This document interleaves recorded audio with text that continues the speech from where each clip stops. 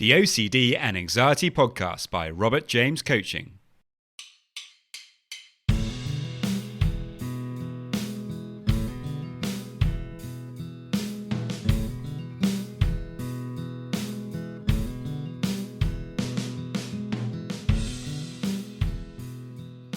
Hello and welcome to the OCD and Anxiety Podcast, where we explore how to have a more positive relationship with anxiety disorders, taking back control so that you can start living the life you choose and not the one chosen by your fears.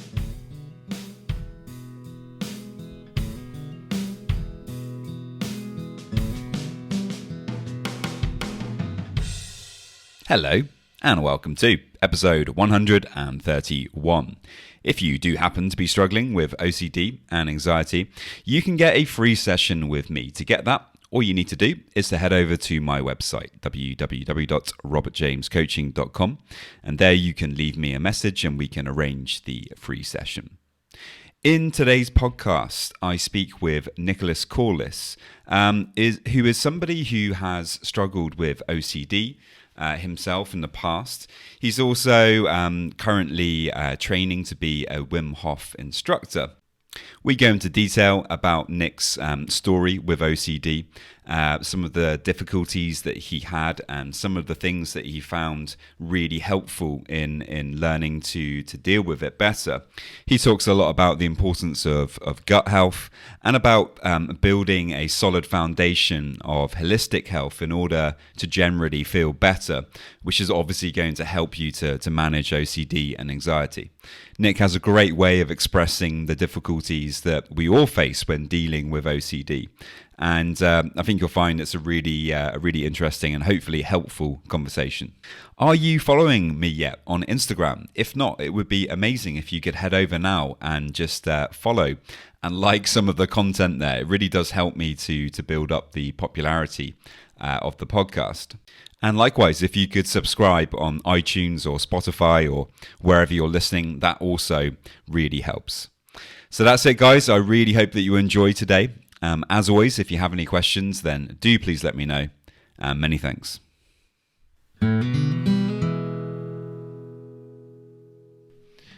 Hi, Nick. Welcome to the podcast.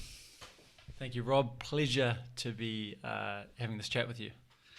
And so today it's a pretty good day for a podcast, I think. We've actually just done a 10-minute ice bath each here on my roof terrace. And Nick actually got in touch with me because he's just moved here to Barcelona and is actually training himself to be a Wim Hof method instructor. So he got in touch and lo and behold, here we are today, having just done our ice bath. How was the ice today, Nick? Yeah, it was good. I was a little bit nervous and excited before doing the ice bath, but with the training that I'm doing now and setting the mind, and there's a process of kind of the Wim Hof breathing that you do beforehand, and then visualizing yourself going into the cold, feeling how it would feel, and setting an intention, I think is super powerful to breathe into that intention too, like how I want to do 5 minutes. If I'm feeling good, 10 minutes, and then already visualizing it before you've done it was really helpful. So, and focusing on the breath, so it was awesome. Yeah, really, really good. Beautiful location too, here in Barcelona. Absolutely, yeah. And so it's just a kind of bizarre coincidence, really, that when Nick, he wanted to get in touch because he saw that I was doing the Wim Hof method in Barcelona. And then he found my website and found that, I'm obviously a coach for people with OCD. And Nick is also somebody who has had his own podcast in the past, which I'm sure he's going to tell us about in just a moment, but is also someone who has struggled with OCD and, would like to share some of that story today. So quite an interesting coincidence, and I think it was a really good opportunity to record this podcast today. So Nick, can you tell us a little bit about yourself, please? Yeah, absolutely. So Nicholas Corliss from New Zealand, and I was playing soccer for a lot of my life, and that led me over to the United States. And there I had a scholarship for playing soccer and going to school. So I was studying environmental science. From there, I came back from university and was part of a business, a health and wellness business. And that's been going since 2013, called Organic Mechanic. And that's all around helping people to eat healthy foods. And we're around community as well, where we do events such as alcohol-free parties, making kombucha. And yeah, overall really passionate about mental health and wellness as well, because I've, at the end of my university, really struggled with anxiety and OCD, kind of just came out of nowhere. And that led me on a massive journey that was about 2012, from getting struck with OCD. And I say struck because it kind of came out of nowhere. I had a little bit when I was younger, but very small, barely noticeable. And then about 21, 22 years old, just got really bad. Yeah, that's that's really, really interesting, because I think for so many people, it does just come out of nowhere. You can be getting on with your life and feeling like you are, making progress, perhaps at university, and doing a lot of the things that maybe you've been waiting your whole life to do, and then suddenly from nowhere OCD pops up and can really kind of cause a lot of problems. So you also had a podcast. Can you tell us a little bit about that, please? Yeah, absolutely. So I was in Bali, and I wanted to go from Bali to New Zealand to practice more drumming. I was getting into music, and I wanted to go somewhere where it was cheaper and practice drumming.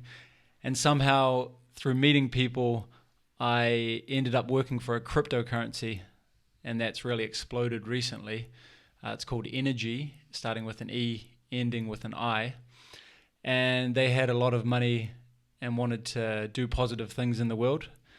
And something that I was passionate about was mental health. And so I pitched the idea of doing this podcast around mental health, and basically focusing on talking to experts in the field of sleep, just holistic things of what we do in our day-to-day lives and how we can optimize those things a little bit. So sleep, nutrition, expert on there, detox,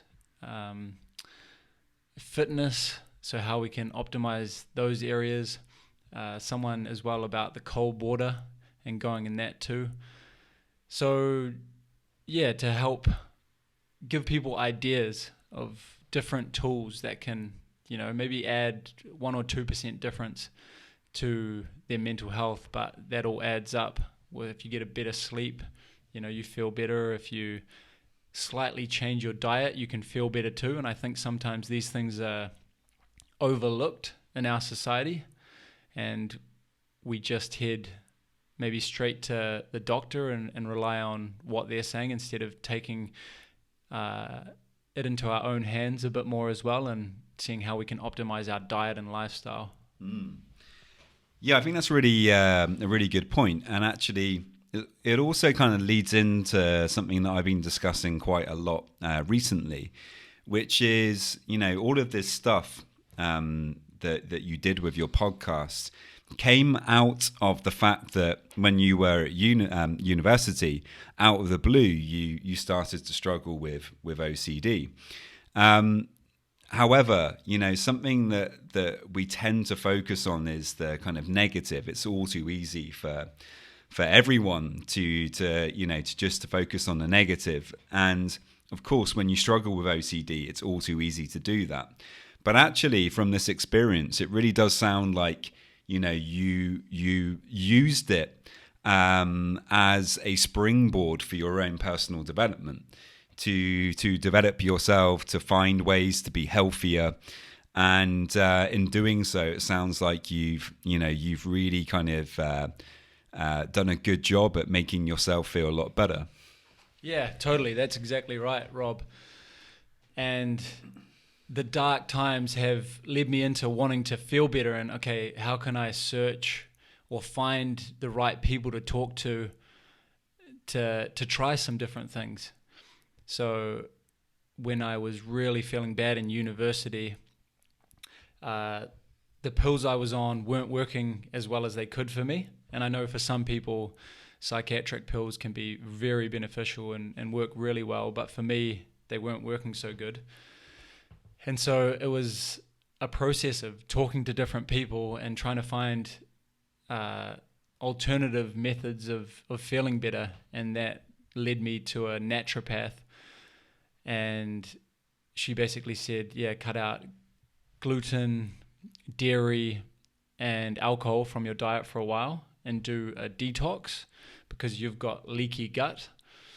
And that's basically where the foods I was eating were like slightly piercing the lining of my gut lining, because our gut lining is actually very slim, and putting toxins and different things, debris into my bloodstream. And I needed to start eating way healthier, and basically healthier just meaning, you know, foods more from the earth, just foods with only one ingredient in them, like a potato is a potato or an apple is an apple, and eat the foods more with one ingredient and heal that gut lining again. And I just felt way better after doing that. And it really opened up my mind as well to what other things I could be doing to feel better, because I think that's a big part of what I want my life to be, is like, you know, we've got this time, we want to feel as good as we can in the moment, and especially with less suffering too. And so yeah, it was really opened up my mind to think about how could the gut have so much impact on mental health. And you know, the more you look into that, you see that a lot of our serotonin, which is a key neurotransmitter, is actually produced in the gut, over 80%.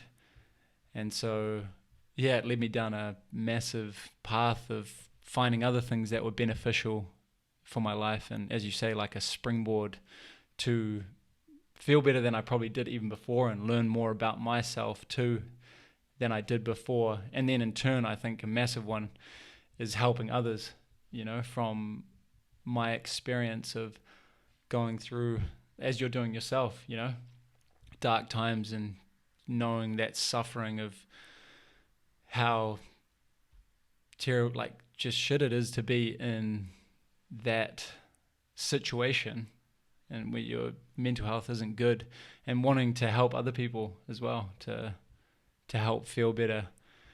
And I think that's an amazing, purposeful thing as well. Yeah, fantastic. You know, there's so many really important things that you said there. You know, gut health, I've mentioned it before on the podcast. It's such an important area, you know, and so often overlooked. We just don't really kind of talk about it. We don't talk about, you know, organic food, or, you know, the problem of pesticides on our food, and how this affects the stomach lining and the gut lining.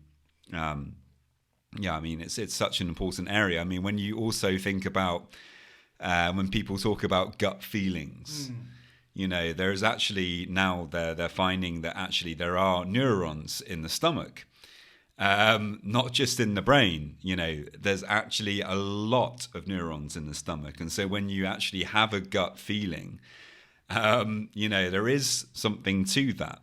And yeah, so gut health, incredibly important.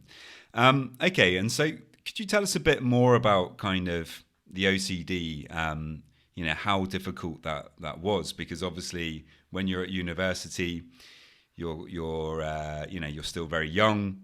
This is meant to be a time when you're enjoying yourself, supposedly, you know, where we all have this kind of idea of the university college lifestyle, and it should be all just kind of parties and having fun.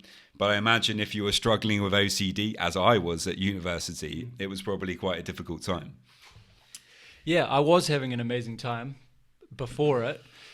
And playing football as well was awesome, and focusing on that. And my goal was to be a professional, studying, and I was at Boston College. That was my second university I went to over there. And yeah, having an absolutely amazing time. And then it was my senior year. It was my last semester. I was nearly at the finish line. And maybe a couple of months before I graduated. And then one day after a night of quite a bit of alcohol, waking up the next morning and noticing my thoughts weren't as good. And it actually spurred on from smoking marijuana too.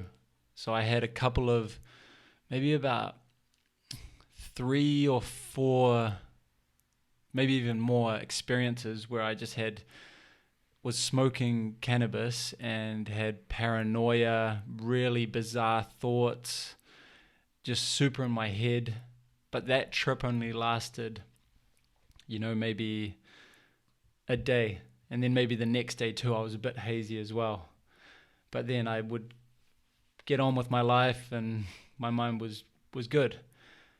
But after all of these experiences, I think that slowly changed something in my brain, or the pathways or something. And then I just had really bad anxiety, and it was like a long trip of not feeling good. And so my system was out of balance. Something was not quite working, and it was really scary actually, because the thoughts I were having was so bad and so terrible. Like, if you're listening to this, all of the thoughts you kind of sometimes, well, in my experience, was just thinking the worst things that could happen. And then after that, it would be, okay, what's even worse than that? And then my mind would be like, oh, you haven't thought of that one. And I'll be like, damn, I haven't thought of that. That was even a scary thing to think, oh, that was the first time I've thought of that thought. And it was just my mind being super creative to think of these more and more terrible thoughts. And yeah, so it was really scary too, to not know what was going on. Who could I talk to, And fortunately, I could talk to family members and one friend over there, but the amount of depth I would go into I was experiencing was varied. And then also I finally went and saw the psychologist there, and they didn't really know exactly what was going on. And then I moved to seeing a psychiatrist, and she was really casual about it. She was basically just said, yeah, it's OCD, quite quickly. And that was a relief, because I then had something like, okay, it wasn't this, it wasn't that. I kind of had a grasp of what I was dealing with. Yeah.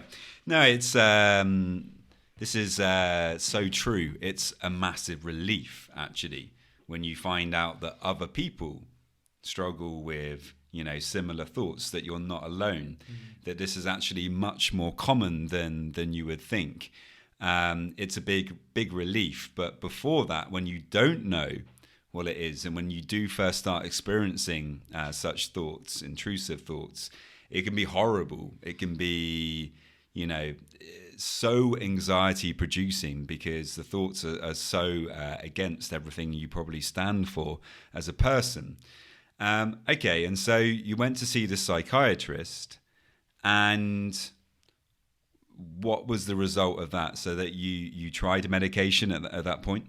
Yeah, so tried medication. She basically said, head down to the pharmacy and pick up, this is medication. It was more for depression. So that's what she was prescribing me. And yeah, it just didn't really work. And I wasn't sleeping that well too, which compounds things. When you're not sleeping that well, you're going to wake up not feeling as good. And it just didn't quite work for me. And I wanted to find a more different or holistic solution to try to get to the bottom of what was going on, and went to homeopath, and went to my mum's very like spiritual and went to sort of more of like a clairvoyant, which was she was quite helpful as well, very helpful. And yeah, I had an open mind to trying different things, because it's like, oh, what's the worst that can happen if you try something and it doesn't work, you know? And yeah, I think another thing that I was doing wrong was being someone that's very competitive and playing football. And the way that you get better in football is like working hard and sort of training hard and go to get better and better. And with my mind, I felt like my mind was against me. And so I felt like I had to fight against my mind. And I was using that same philosophy of being an achiever at university and studying hard and kind of being that like fighter competitive mentality. Yeah. Whereas you can't do that with your own mind. It's like you have to do the opposite of that. You can't fight your own thoughts. As I was like, you know, trying to do that in my own mind, it was making these thoughts come more and more stronger and stronger. And the way that I had to deal with it was let the thoughts come and try to be okay with them being there. And the less I sort of fight against them, then the less they're going to worry me, if that makes sense. Absolutely. And one of the things I notice about OCD is that it forces you to develop a more kind of mindful mindset.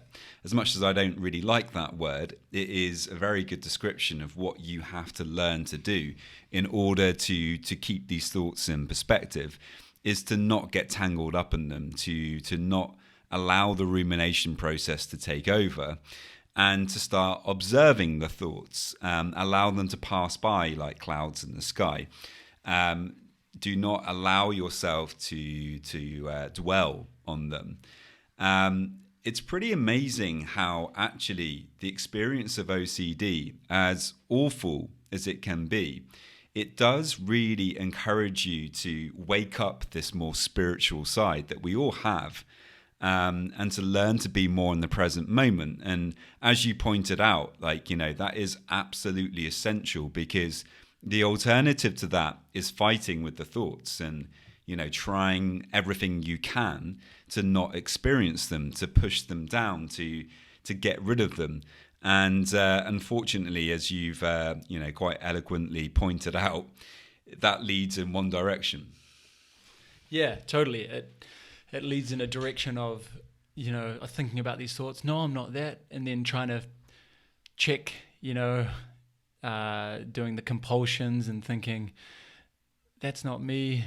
And it's just a whole spiral that just goes round and round in a circle, in a never-ending circle. And to break that is difficult. And I think what helped was these holistic and alternative things to get my body and my gut health into a good level, to start sleeping better. So I was sleeping more, and then that, you know, your body rejuvenates, your mind rejuvenates when you're sleeping more, to kind of dial in on the diet and lifestyle aspect as best as I could, and then also have that mindset of not trying to fight the thoughts and letting them come.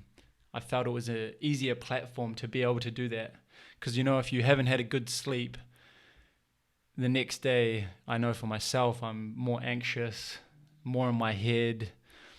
Things can get to me more. But when I have a good sleep, I'm able to just kind of be at a platform where I am better to deal with those thoughts and let them come through and go by.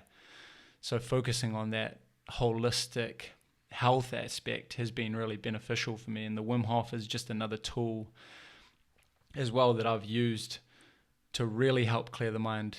Like, I know for myself that the breathing, it's so accessible to do. You know, all I have to do is just lie down.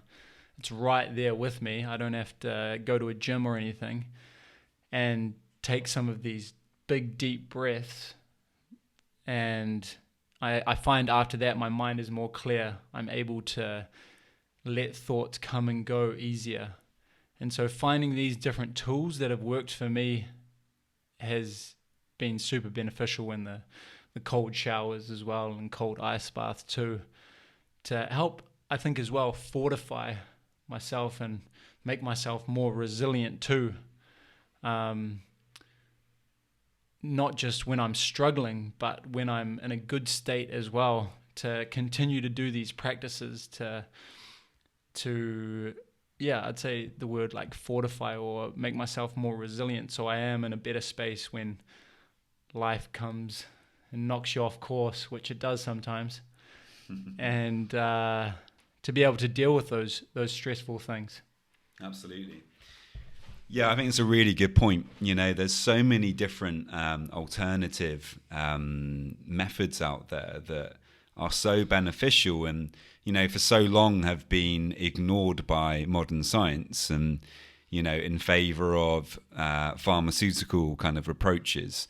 Not that there's anything wrong necessarily with using pharmaceuticals. Sometimes for some people it can be beneficial, but there are many other approaches which really do work, and that have a long history of humans using them and getting a lot of benefit from. The Wim Hof method is one such approach, but there's literally hundreds of others that you can explore. And I think a big part of your big takeaway from your message, in a way, is to, perhaps, start exploring some of those different approaches, and just see how it works for you, and whether it does make you feel better. And if you can build a foundation of health, then of course it's going to make your OCD, it's going to make anxiety so much easier to manage. Getting things like sleep and diet dialed in, it can make all the difference. And the same with alcohol, which obviously we've mentioned a fair bit as well on the podcast. Reducing alcohol intake, it's massive. In the UK in particular, I imagine in the States as well. People love to drink a lot on the weekend, and often a fair amount during the week as well, which is okay, fair enough, but it is over time going to take a toll on your gut health, but also your mental health, and the two, as we've discussed, are intimately linked in any case. If you could only give one piece of advice to somebody who's struggling with OCD and anxiety, what would it be from your experiences? Okay, I would say one piece of advice. Can I say two things? Yeah, go on. Okay, so I'd say one mindset thing would be to have hope. To always have hope that your situation can get better, and that you may be going through a dark time, and you may have tried a lot of things as well to help your situation and to help your mental health, but to always have hope that there could be something else that you could try. Because you're listening to a podcast with two people that have had OCD and struggle sometimes as well, but not nearly as much as we would have done when we were at our low points. Or speaking for myself, not nearly as much. So always to have hope that there are things out there, and to keep trying different things, seeing professionals in different areas that have really studied their craft, and spending a bit of money to go see someone that may be able to help you in gut health area, or whatever it is, kind of following that inkling.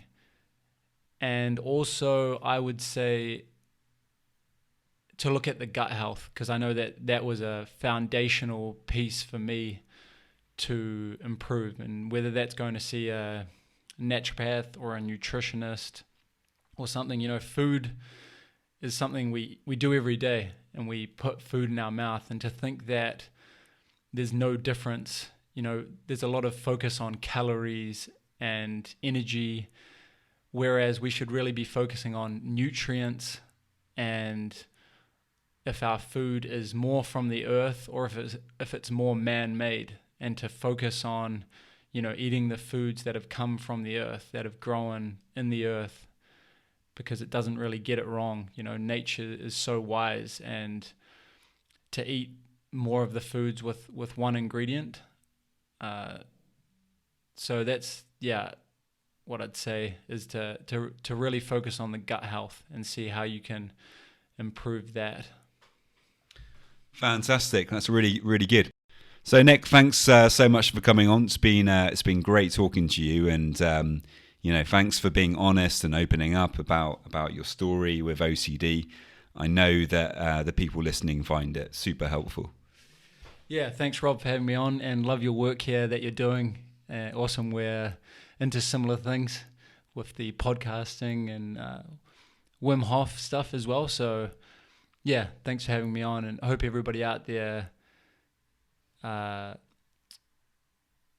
has hope to improve their situation, because there are so many things out there that can help us.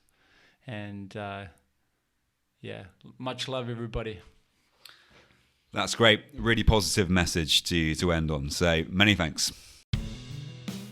Just a quick reminder that if you want to get a free session, all you need to do to get that is to head over to my website, www.robertjamescoaching.com, and there you can leave me a message and we can arrange the free session. And now just a quick reminder of my disclaimer. Any information that you view on my website, Instagram page, Facebook group, or anywhere else online, or any information that you listen to on the podcast is for informational purposes only and is not intended to be a substitute for actual medical or mental health advice from a doctor, psychologist, or any other medical or mental health professional.